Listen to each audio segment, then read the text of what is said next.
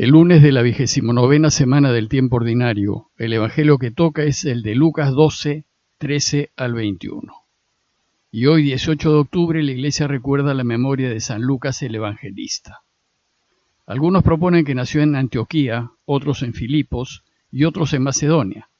Lo que sí sabemos es que fue médico y fue educado en la cultura griega.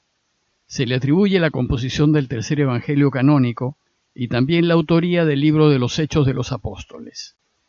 El evangelio, así como los Hechos de los Apóstoles, están escritos en excelente griego. Y a fin de escribir su evangelio, en torno a los años 90 del primer siglo, se preocupó de recoger con mucho cuidado todas las tradiciones que pudo acerca de los dichos y hechos de Jesús, y después ordenó según su esquema catequético.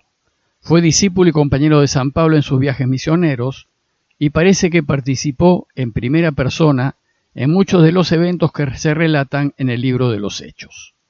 Acompañó a Pablo cuando fue llevado prisionero a Roma, y no se sabe de él luego de la muerte de Pedro y de Pablo.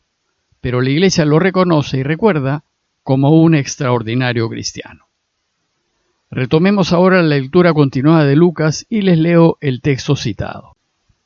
En aquel tiempo dijo uno del público a Jesús: «Maestro, dile a mi hermano que reparta conmigo la herencia». Él le contestó: «Hombre, ¿y quién me ha nombrado juez o árbitro entre ustedes?» Y dijo a la gente: «Miren, guárdense de toda clase de codicia, pues aunque uno ande sobrado, su vida no depende de sus bienes». Y les propuso una parábola. Un hombre rico tuvo una gran cosecha y empezó a echar cálculos. «¿Qué haré? No tengo dónde almacenar la cosecha». Y se dijo: «Haré lo siguiente. Derribaré los graneros y construiré otros más grandes y almacenaré allí todo el grano y el resto de mi cosecha. Y entonces me diré a mí mismo: hombre, tienes bienes acumulados para muchos años. Recuéstate, come, bebe y date buena vida». Pero Dios le dijo: «Necio, esta noche te van a exigir la vida. Y lo que has acumulado, ¿de quién será? Así será el que amasa riquezas para sí y no es rico ante Dios». En el relato de hoy Jesús pasa a una nueva enseñanza que es acerca de la verdadera riqueza.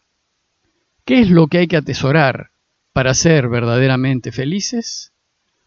Recordemos que Jesús está en camino a Jerusalén y en eso, dice el texto, uno del público le dijo: «Maestro, dile a mi hermano que reparta conmigo la herencia».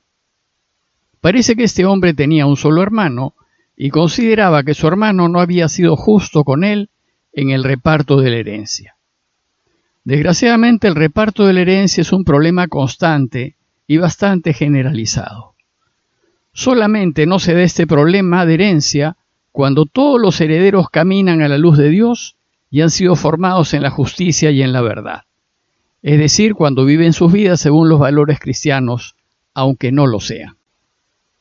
Pero basta con que uno de los herederos no comparta los valores cristianos, sino que se rija por los valores del mundo, que son el buscar tener más riquezas, más fama y más poder, para que el reparto de la herencia se convierta en un verdadero dolor de cabeza para todos los demás.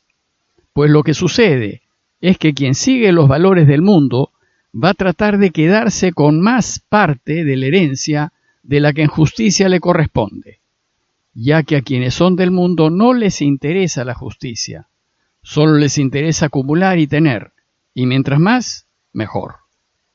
Como Jesús ha venido hablando de la verdad, y la justicia va de la mano con la verdad, este hombre cree que Jesús puede mediar en esta situación y aclarar al hermano que se está aprovechando de él. Pero la respuesta de Jesús no es la que el hombre esperaba, pues dice: «Hombre, ¿y quién me ha nombrado juez o árbitro entre ustedes?» Pero ¿y por qué Jesús no interviene en este caso? Por dos motivos. El primero, por respeto a la libertad de la persona.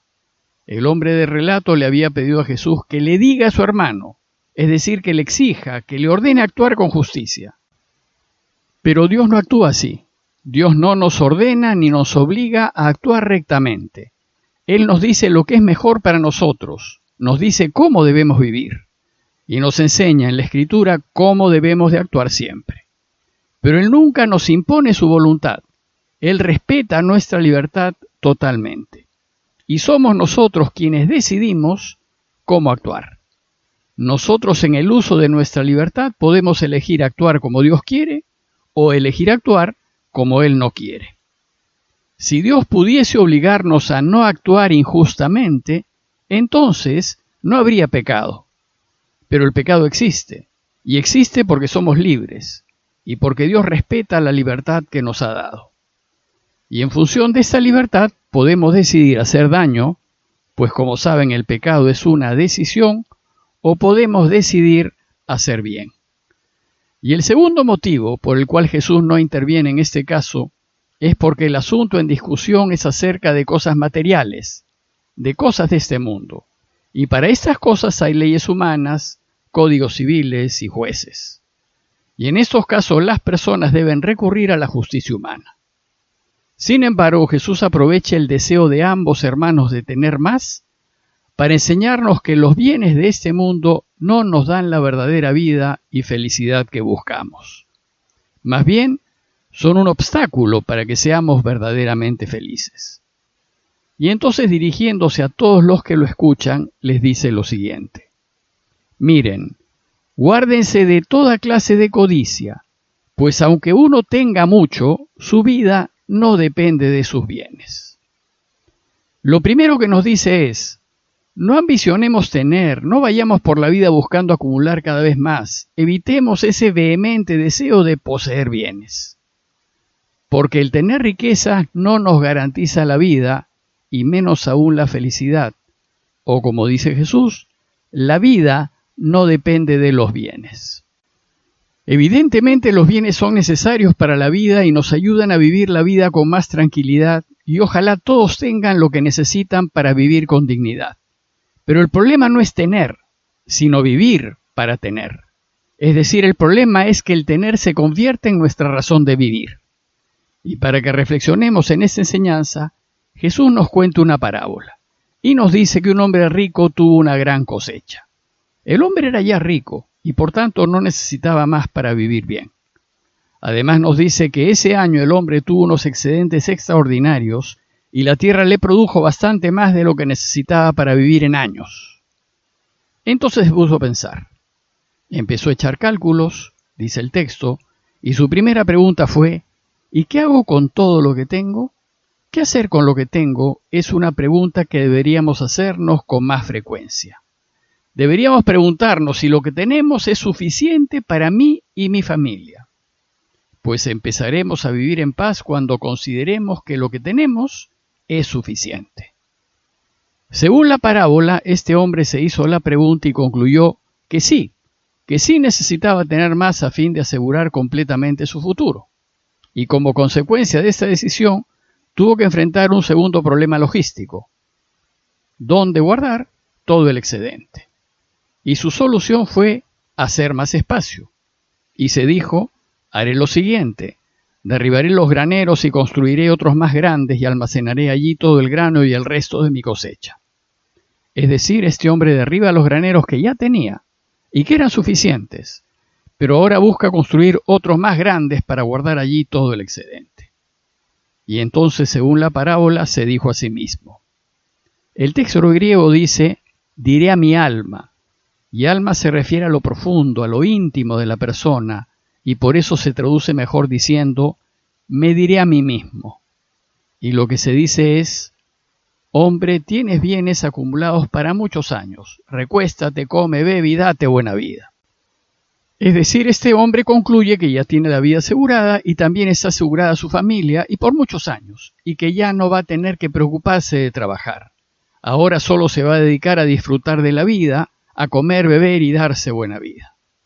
El problema de esta persona es que ha puesto toda su confianza en sus riquezas, convencido de que con tener podrá disfrutar de la vida y ser feliz.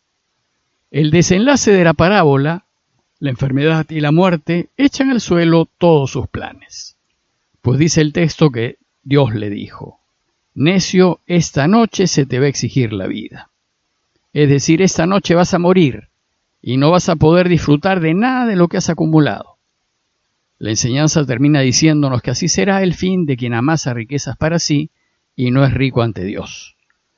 Lo cierto es que en cualquier momento podemos morir, y si esta noche morimos, todas las riquezas materiales que tengamos no nos habrán servido para nada. Los bienes no nos garantizan la felicidad ni la salud, ni evitan que muramos. El final de la parábola nos invita a reflexionar en lo que tenemos, pues nos dice, ¿y lo que acumulamos en esta vida, de quién será?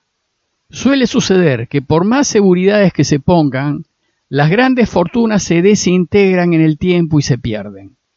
¿Y a manos de quién pasan? No se sabe, pues con frecuencia ni siquiera llegan a disfrutar de nuestros bienes aquellos que queremos que los disfruten.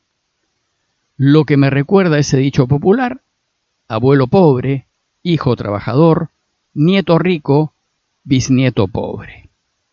Ni la vida ni la felicidad las aseguramos con las riquezas materiales que acumulemos. Pero entonces, ¿es posible alcanzar la vida y la felicidad? ¿Es posible ser felices en esta vida? Sí es posible, dice Jesús, pero el secreto no es acumular para sí, sino ser rico ante Dios. Es decir, tu confianza la debes poner en Dios y nunca en tus bienes, pues solo Dios es garantía de verdadera felicidad. Jesús nos enseña que Dios es providente, que no nos preocupemos de lo que necesitemos, y nos enseña que lo único que nos garantiza la felicidad y la vida, tanto presente como futura, es ser solidarios con quienes necesitan y ser generosos hasta con lo que necesitamos. A manera de conclusión, los invito a preguntarnos, primero, si lo que tenemos es suficiente, y si lo es, ¿para qué ambicionar más? Y segundo, preguntarnos, ¿en quién o en qué pongo mi confianza? ¿Estoy haciéndome rico para mí o me estoy haciendo rico para Dios? Pidámosle a Dios que nos dé un corazón generoso para enriquecernos ante Él, preocupándonos por aquellos que están en necesidad. Parroquia de Fátima, Miraflores, Lima.